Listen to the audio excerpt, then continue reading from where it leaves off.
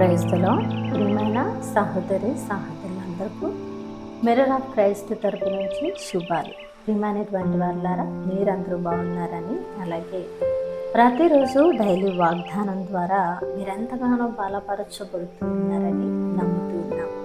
విన్న వాక్యాలను తప్పకుండా షేర్ చేయండి. పరిచర్య బహుభారం కలిగి ఉన్నది, సహకరించడానికి ముందుకు రండి. మరి ఈరోజు దేవుడు మనతో మాట్లాడుతున్న బలమైన మాటను బట్టి బలపరచబడతాం.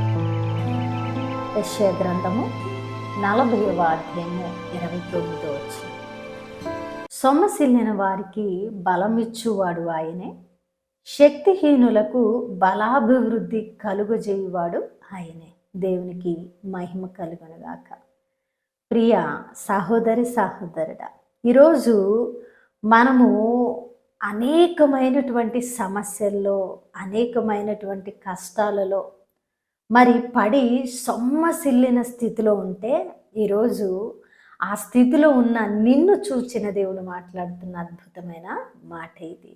సొమ్మసిల్లిపోయావా సమస్యల్లో, సొమ్మసిల్లిపోయావా ఎదురుచూపుల్లో, సొమ్మసిల్లిపోయావా నీ పరిస్థితుల్లో, ఏది ఏమైనా సరే నీ పరిస్థితికు చాలిన దేవుడు మాట్లాడుతున్న మాట, సొమ్మసిల్లిన వారికి బలమిచ్చువాడు, శక్తిహీనులకు బలాభివృద్ధి కలుగజేవాడు ఆయనే.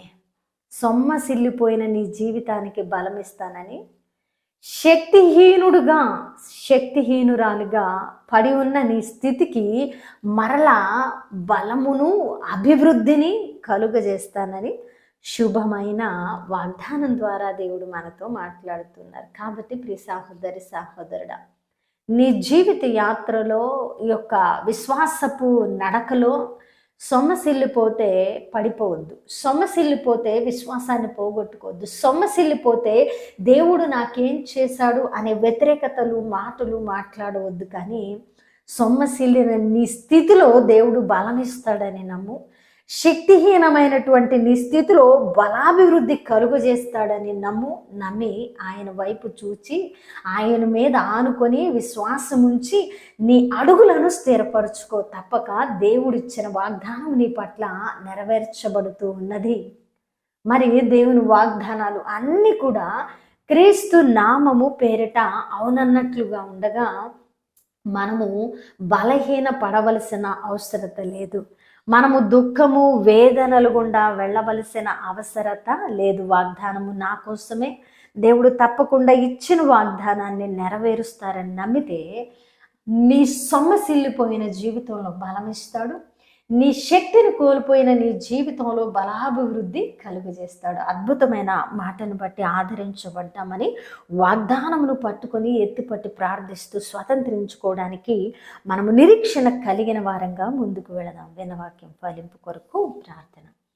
పరిశుద్ధుడా, ప్రేమ కలిగిన తండ్రి, మీ బంగారు పాదాలకు వందనాలు, స్తుతులు స్తోత్రాలు ఆరోపించుకుంటూ ఉన్నాను ప్రవ్వా. ఇదిగో నాయన, ఈ యొక్క ఉదయకాల సమయంలో మీరు మాతో మాట్లాడిన అద్భుతమైన మాటను బట్టి వందనాలు.